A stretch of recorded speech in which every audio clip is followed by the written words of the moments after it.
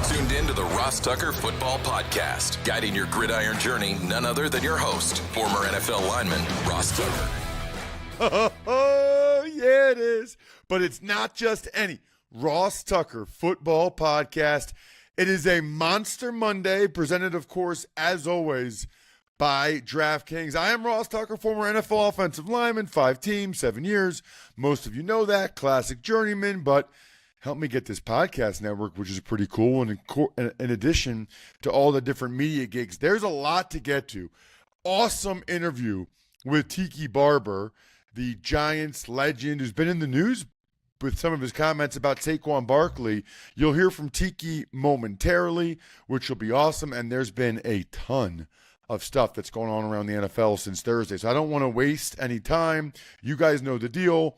Please spread the word via social media at Ross Tucker NFL, at Ross Tucker Pod. Love those of you that rate and review the show. That's a great way to get a signed autograph from your boy.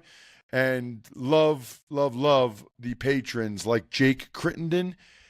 Patreon.com/RT Media. Be a part of the family. It's Tiki time. It's Big Show time. The Big Show.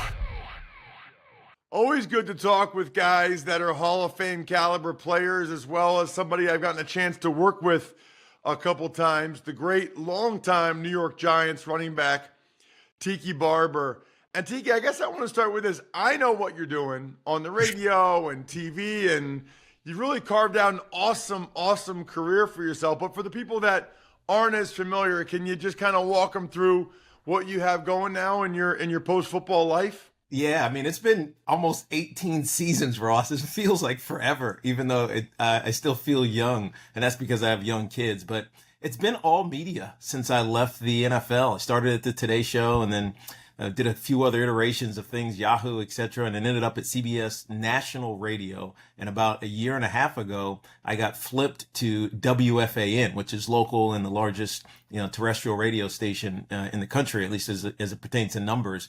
And it's been awesome. Me and Evan Roberts do a show.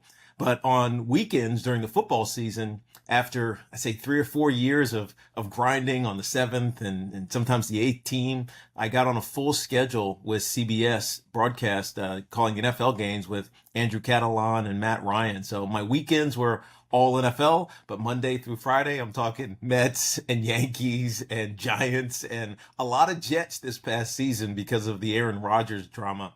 Every now and then we get into some hockey, but it's really basketball, just the Knicks. We don't talk about the Nets. But that's been my existence. And then raising kids. I got 6.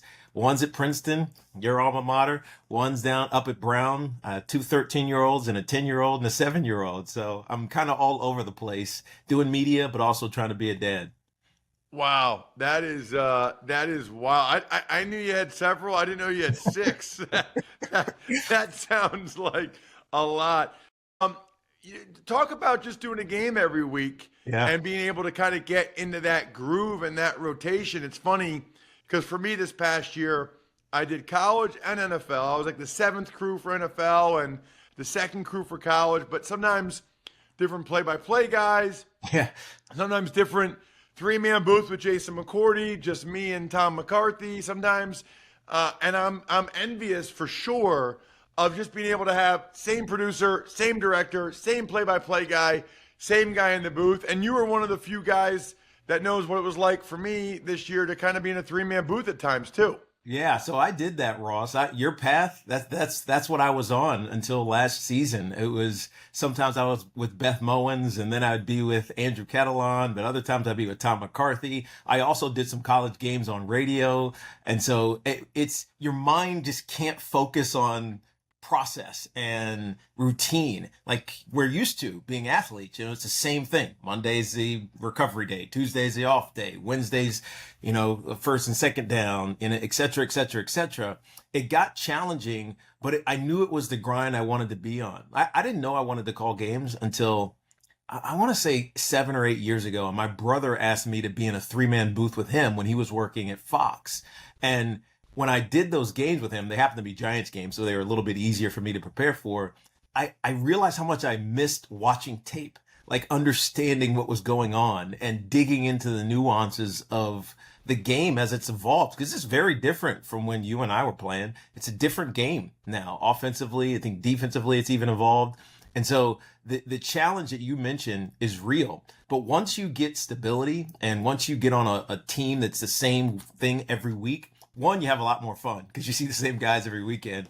But I think two, you get into a rhythm, right? You understand your play-by-play man's cadence, or female as well, because there's obviously female play-by-play announcers in this and in CBS. Like, you understand the cadence, and it makes it easier to just have a conversation, because that's what we want. Like, sitting at a bar talking about the game that we're all watching, that's what you want. And I think the more you have reps with the same crew, the easier it becomes. You know, when you and I were together for the Super Bowl, I asked you about your football career because I remembered that your name. I couldn't remember if you were a Hall of Fame finalist or semifinalist, but I knew that your name was up for it. And I remember thinking, man, his last year, he still had a really good year. Yeah. So, like, if he had played 2 or 3 more years, and maybe even that next year, if you had stayed with the Giants and they won the Super Bowl, like, that might have been enough to put you over the top Maybe. as a Hall of Famer. And I asked you, and I'll ask you again here, if you had any regrets about that, about not, playing a couple more years to, try to make a big push for Canton. So I didn't play the game to get into Canton. You got to remember, I mean, my early years, I was just a guy. I was that Jag we always talk about, just a guy, man. Returning punts, being a third down back. I had some big games here or there, but I was just hanging on. And then Sean Payton in 2000 changed our offense, and it made it a lot like the St. Louis Rams, the greatest show on turf, where Marshall Faulk was used in so many different ways, catching balls out of the backfield and misdirection, and what Coach Pope, our tight end coach, used to call Dickum plays, right? Make them think you're going that way, but we're actually going out the back door. And I started to excel. And so at the end of my career, when, I'd had 2 or 3 really great seasons, I had to make a decision about what I wanted to do with the future of my life. And I was getting beat up. I'm not big, Ross. You know this. I'm 190 pounds right now. I had to work to keep on 205. And I was getting 400 or so plus touches a year. And I just felt myself slowing down, not loving the game as much as I did. I love prepping. I didn't love preparing physically for the game. And so I walked away because of the opportunities that were sitting right there. As I mentioned before, with the Today Show and Football Night in America and some just other things that I had going on. And the Hall of Fame wasn't even on my mind. My brother played to get into the Hall of Fame. So I played for 16 seasons, and ultimately he was enshrined in Canton a year ago. So, I mean, I get it, and I understand why people think that I would have regrets. Maybe the timing of the Super Bowl sucked a little bit, but other than that, I didn't play to be a Hall of Famer. I played to be as great as I could be, and I left it all on the field. And when it was time for me to walk away, I walked away. Do you think guys are more likely, Tiki, to regret retiring too soon or regret retiring too late? Well, I mean, I think it's influenced by what you see around you as it pertains to the game. And I'll give you the perfect example. I mean, I grew up loving Walter Payton, but I also admired a guy like Earl Campbell. Now, I couldn't play like Earl Campbell because he was a brute. I mean, he would run through you. I still remember those old videos of him ducking his head and just running through a defender and his jersey getting ripped off. And I remember when I was second or third year, I met him and he was in a wheelchair. And it's not like he was old. He was probably 58 or 6, 7 or 8 at the time. And I remember thinking to myself, I cannot be like that, right? I want to be doing things, and I want to be physical and active and play with my kids. And so when my body started to get worn down, I knew it was time for me to walk away. And when it was taking me 3 or 4 days to recover, I knew it was time for me to walk away. And living in New York City, I had so many other opportunities. I just jumped at them. Totally agree, by the way. I think you're more likely. I mean, if you retire too early and you miss it, or you miss a Super Bowl, would that stink? Yeah. Yeah. But that's also kind of a short-term thing. Whereas, like, if you have negative, I always think now, here's how I look at it, Tiki, and I tell guys this, like, it's a scary thing to end it because it's your identity. Yes. And at least it was my identity. And also because you'll never be able to replicate that again. Yeah. But I think about now like how much money they would have to pay me to go back out there to take that physical risk Right. of a serious injury, to take once you're on the other side and you've got good things going, you realize that there is life after football. And I mean, they would have to pay me now more than I ever made in my career. I mean, obviously I'm 45, like I wouldn't do that, but if I was still 32 or something, it would have to be a lot of money, man, for me to go out there and add that wear and tear to my body, the hits to the head with all the CTE stuff, and just take I mean, there's always that really bad injury risk too. And Ross, I mean, when we were playing, you and I, that CTE, that repeated head trauma, that wasn't a thing. They weren't even talking about that really. And I remember my last season, we played the Dallas Cowboys, and DeMarcus Ware like ripped across me to try to knock the ball out, and he hit me in the head and knocked me unconscious. I mean, I was out cold on the field. They got me up, took me to the sideline. I get to the sideline. They give me the smelling salts. Drew Bledsoe throws an interception 3 plays later, and I'm right back on the field. Right? They didn't take my helmet. They weren't sending me in to get evaluated. I didn't have concussion protocol. None of that stuff. You just went right back on the field. And now in retrospect, right? That's just it's the stupidity of ignorance, because we didn't know any better. But I retired at the right time, because I was one of those guys that would not come off the field. Right? I broke my thumb in a game. I said, tape it up. Didn't even take my glove off. Tape it up. Let's go. I broke a forearm. I played with it in 2000. I was one of those guys, because it's how I was raised in the game. And I would have been in a bad physical state at this point in my life, I think. It's funny. I remember one time, Tiki, I started at right guard for the Bills in 2003 at the Meadowlands against you guys, against the Giants. Yeah. And Bledsoe got knocked unconscious, and it was like he was sleeping on the 50-yard line at Giant Stadium, like totally asleep. And I don't think he missed a series. No. I mean, that was third down or whatever. We came off the field. Next time we went out there, he was out there. Like, looking at that now, like that would never happen. And so we didn't know back then, but we do know now. And your sons, play college football. So talk about that part of it, because that's interesting too.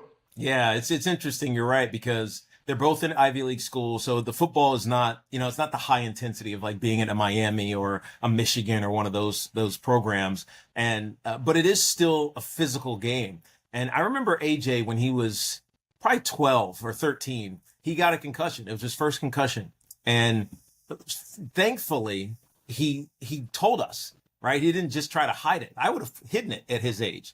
He didn't try to hide it. And so we were able to get him evaluated. We took him off the field. He ended up missing the next 2 games. He was upset about that, but he understood. And I think teaching him at a young age that the long-term injury is not worth the short-term, what you think is glory, is something that they still understand. And even though they're playing now at college, one at Princeton and one at Brown, I think they realize that their body is the most important thing. The game is what it is, right? They don't have to, and probably won't play in the NFL. Who knows what's going to happen, but they don't need to do it. I needed to do it, right?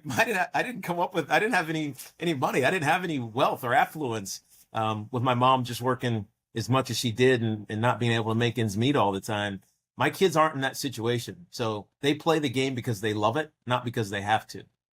It's awesome. You said something when we were together at the Super Bowl that really stuck out to me about Christian McCaffrey. I don't want to put words in your mouth, but you said something like, you think he's like the best athlete that's ever played the position, or the best something that's ever played the position. I want you to expound upon that. Yeah. So I was watching a game with my brother, and, we were watching like him do these things that you don't see running backs do. Like, the hurdle that we see now with running backs, Juszczyk did it in the Super Bowl. Like, they just jump over guys, but it's more like a leap. Like, they're jumping up.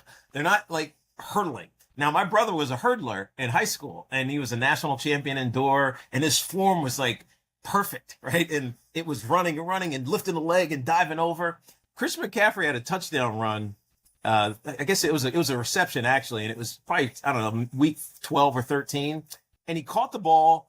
He had traffic in front of him. A guy is going down towards his ankles, and he perfectly hurdled him. Like, a perfect hurdle is not breaking stride. It's like going over the hurdle and still keeping your cadence intact. And he goes and he scores a touchdown. And I'm just looking at that like, who can do that? Right? That's a track move in the middle of a football game. And me and my brother looked at each other like, dude, this kid's the best athlete to ever play his position. And he's got the physical tools. He's tough as hell. He's dynamic. He can catch the ball out of the backfield. He's already got over 6,000 yards receiving and 4,300 yards. Rushing and 4,300 yards receiving. And so he's on the verge. He's only 26 of hitting this rarefied territory. That is a running back that has 10,000 yards rushing and 5,000 yards receiving. There's only three of them: Marshall Faulk, Marcus Allen, and myself. Christian McCaffrey is going to get that before his 7th season, or he'd probably get 10,000 yards in 2 seasons. So he's going to be on a plane that most running backs don't get to. And I don't know if we appreciate it. And this is with missing the better part of 2 seasons. So that's 10,000 rushing, 5,000 receiving. It's Marshall Faulk, Marcus Allen, and you? That's it. So maybe you should be in the Hall of Fame. Tiki, do you think you should be? It's all about the narrative for the Hall of Fame. You know, I saw 1,000 yards receiving, and so I'm the only one returning yards, because I did punt returns and kickoff returns. So it's all about the narrative. The Hall of Fame is interesting. If they can create a story about you that is compelling and sets you apart, then you'll get into the Hall of Fame. Because you remember when Terrell Davis got into the Hall of Fame. He only had 3 or 4 really great years, but 2 of those were Super Bowls. And the narrative, the story around him was, can you write the history of the NFL vis-a-vis John Elway without talking about Terrell Davis? And the answer was no. I also remember when Terrell Owens, didn't get to the Hall of Fame. We were talking to Clark Judge, and I asked him, I was like, this is a no-brainer for T.O. He's second in all-time receiving yards, touchdowns, blah, blah, blah. You're not even having a conversation. And they created the talking point that, well, nobody wanted him, right? He was great, but he was never stuck. In fact, Bill Parcells wouldn't even say his name. So there was this narrative about T.O. that made him less than he actually was statistically. And that's what the Hall of Fame is all about. And I understand that. And so it's about creating, or I guess pushing out a narrative that people will believe. Does it bother you that the running back position has been as devalued as it has been? It's got to hurt a little bit, right? Well, I think devalued, and as far as paying the guy, but if you have a great one, you know it. Like Christian McCaffrey, he's not devalued. He's one of the most valuable players in the league. But I think it has become a position where they feel like one guy is not enough. They feel like you need 2 or sometimes 3 guys to do everything, whether it's because a running back won't block. And now calling and studying games as much as I do now, I see why defenses have changed. And they'll mug a linebacker and they'll dog them for the simple purpose of attacking a running back. It's not to really get to the quarterback. It's just attack the running back. And maybe that running back doesn't know how to, or is unwilling to block you. And so you mess around just by attacking the running back and getting pressure on the quarterback. And so the all-purpose guy is not really developed as much anymore. So I think that's the devaluation of the running back. But if you have a guy like Christian McCaffrey, trust me, it's not devalued. Well, and it's certainly not devalued by the coaches. That's for sure, because they know how valuable it is. Check him out on social media at Tiki Barber. Obviously doing a fantastic job with all of his different endeavors. Tiki, always great to see you in person, and thank you so much for coming on the show, man. I really appreciate it. Anytime, Ross. Be good, dude. See you soon. Awesome stuff with Tiki Barber, especially how about what he said about Christian McCaffrey? Wow, that's some pretty high praise when Tiki and Rondé Barber are talking about you like that. Speaking of high praise, there is nothing better than Labatt Blue Light. I had a bunch this weekend with my buddies from high school. Can't highly recommend, by the way, going on a guy's trip or a guy's weekend with your childhood or college friends highly enough. All I did was laugh the whole time. And I actually got to find out about their kids and their wife and the stuff you don't really talk about as much. Anyway, drink Labatt Blue Light. It helps you have fun. Always enjoy responsibly. Beer Labatt USA, Buffalo, New York. You got to have something to eat too. Well, DiGiorno, they got the deal, right? They know that it's not easy to have any type of party on a budget. You got to have the perfect setting, perfect squad, perfect eats. Luckily, you are a game time mastermind. You know grabbing DiGiorno Classic Crust Pizza can bring home a dub because it's packed with half a pound of cheese, sauce, other toppings, and comes at an incredible price. Make the game-winning call. Grab a DiGiorno Classic Crust Pizza from the grocery store today. It's not delivery. It's DiGiorno. Tuck's Takes. All right, Ross, there's a lot of moves since Thursday. Let's start with the big ones. Chiefs, they re-signed Chris Jones to a 5-year contract that includes $95 million over the first 3 years, while Baker Mayfield, he's back with the Bucs for 3 years at $100 million. So what's interesting about these two, Jack, is neither one's a surprise. People thought the Chiefs would re-sign Chris Jones. People thought Baker would go back to the Bucs. And also, I'm just so happy for these guys. For Chris Jones, he wanted to stay. Baker wanted to stay. That's great money for both of them. And Baker especially, I think I put this on social media, I thought he might end up being like a journeyman backup. But he believed in himself. He bet on himself, and man, did it pan out. Good job for Baker. Some more deals. Franchise tag players, they're getting new ones. The Bears, they inked cornerback Jalen Johnson, and the Ravens, they signed defensive tackle Justin Madubuike, both getting long-term deals. Doesn't often happen. If a franchise tag guy gets a deal, it's usually in July at the deadline, but these teams, I think, wanted to free up some cap space for this year. Makes sense. Got some trades. The Patriots, they send Mac Jones to the Jaguars for a sixth-round pick, and the Broncos, they send wide receiver Jerry Jeudy to the Browns for a 5th and a 6th-round pick. Jags want to make sure they have a better backup quarterback, and the Browns, I thought they would make the trade last year, make the move to get another receiver last year. They did not do it, and they realized they need somebody opposite Amari Cooper. Speaking of draft picks, the NFL, they announced compensatory picks, and the Niners and the Rams, they lead the way with 5. The Eagles, they have 4. Going to make this my Labatt take of the week, Jack. Presented by Labatt Blue Light, the pristine Canadian Pilsner. Enjoy your beers together so you can live life to the power of we. Always enjoy responsibly. Beer, Labatt USA, Buffalo, New York.